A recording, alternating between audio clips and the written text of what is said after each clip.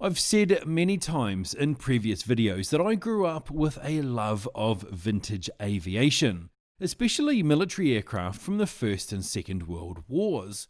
So you can imagine what it was like for my 11-year-old brain when the movie Memphis Belle came out in 1990. I wasn't allowed to watch it on big screen, but when it came out on VHS, I wore out the copy at my local United Video. Then, when it was on TV and I recorded it, it joined the Star Wars and Indiana Jones trilogies in my watch it every Saturday morning rotation. So it's 30 years old now. Does it hold up?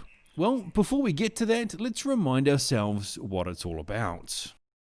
1943. The air war over Germany is at its zenith. In the 8th Air Force is a B-17 bomber whose crew are about to complete their 25th mission, the first to do so.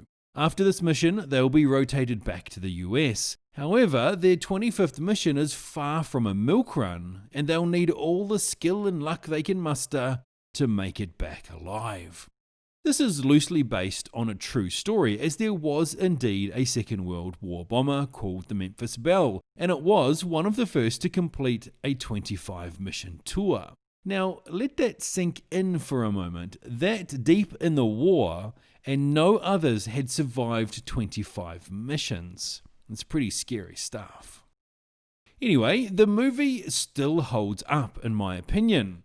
For the time, the special effects were state of the art, and all these years later, it still looks great. There are, of course, some janky shots, but what struck me was that where today the majority of this would be CGI, this makes use of models, miniatures, and compositing. I was also impressed with how they only had access to 5 real bombers, and they managed to work around this limitation and make it feel like there was a squadron's worth of planes on screen. From a story point of view, we get just enough info about the 10 crew members to care what happens to them. And when they're on the mission, there's genuine tension as they face attacks from enemy fighters, uncooperative weather, and internal tensions. Watching it now, all these years later, it's got me jacked for Masters of the Air, the next miniseries to follow on from Band of Brothers and the Pacific. I know I'm biased, but I don't care. I love this movie. If you can find a copy, then I reckon you should definitely watch it.